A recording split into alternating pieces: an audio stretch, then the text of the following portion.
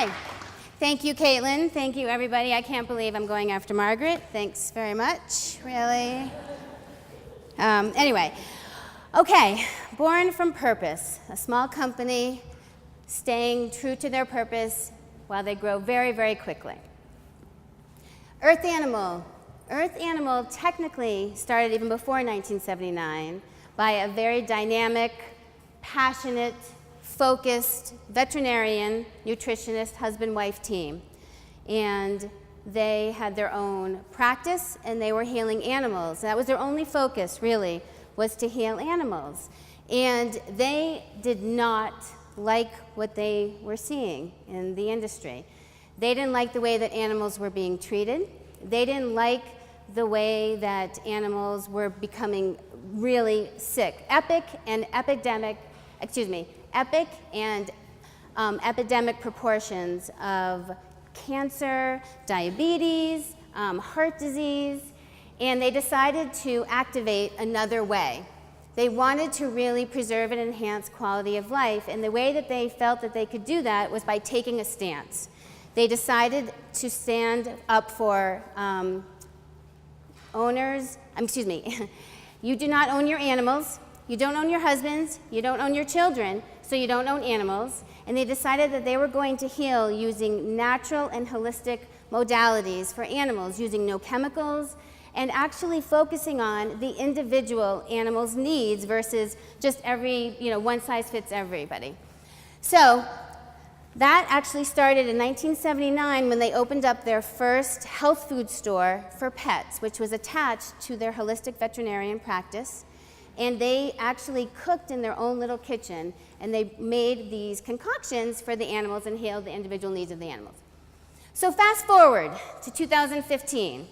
They were very focused on this very, very specific goal of healing for almost 35 years, and they decided to enact and activate another way to chew. So it was doing something different, and they decided to take something that was very common on the market and do it in a very limited ingredients way and in a very human way. And that was to create a chew that had all of the same qualities as a rawhide, but do it in a way that used no chemicals to process the rawhide or their Nohide and use human-grade ingredients.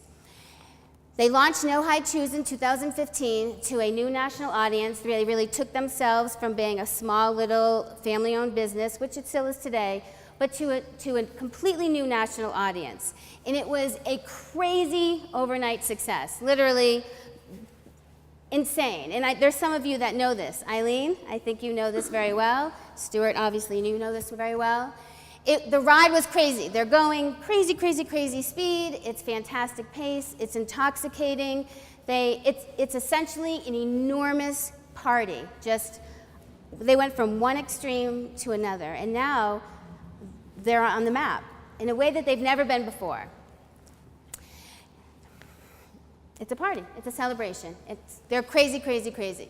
So fast forward to 2017, and on July 7th, we get some very devastating news that tragically a dog passes by choking on one of our Nohide Chews, and the party stops. And that's devastating for a family that is focused on healing, focused on causing no harm to animals, to people, to the planet. And we took this very personally, and it was devastating news.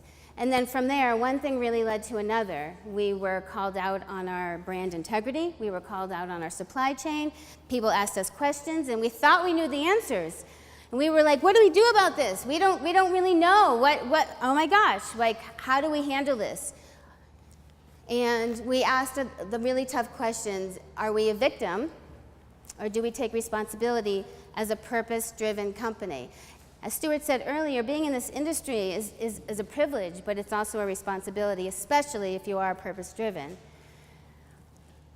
It's harder to take responsibility, right? I think it's easier to become a victim and take that role, but being responsible was the right thing to do. And we asked ourselves, wait a second, Do we know how our Nohide Chews are really made? Are we really clear about our supply chain? Do we know every ingredient? Do we know if we're respectfully sourcing and producing with purpose? Do we know that? And we ask, what's that? Okay. And then we ask those hard questions. And we got in a room and we knew it started with us. And we decided to take responsibility, but we really didn't know exactly how to do that. And so we called in the herd, right? We called in the herd. We called in the people at PSC. We called Caitlin. We called our partners, and they helped us. They helped us ask those questions, the right questions. They helped us realize that we needed to put policies and procedures in place so that we could absolutely trace our supply chain from beginning to end.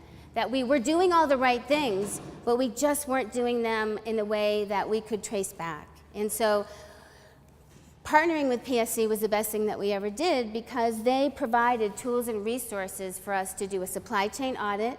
We got information that we would have never had before, and now we were able to put things into place that we could say, you can't question our brand integrity. You can't question our supply chain. We know we're doing things right, and we know where things we're doing are based on our purpose and what we stand for. So now, we're here today, right? What does Earth Animal look like today? Again, I'm going to say it. Being in this industry is honestly a privilege, but it is a responsibility, and sometimes things aren't always easy. You go through really difficult things, and you can either be a victim or you can take a responsibility. And honestly, when these things happen, sometimes they are the very best things that could happen to you. And Earth Animal feels like that was one of the very best things that could have happened to us because we were able to focus on our sustainability promise. We were able to take a step back, sort of reel in what was going on with us, and actually create policies and procedures that make a difference and actually stand for what we believe in.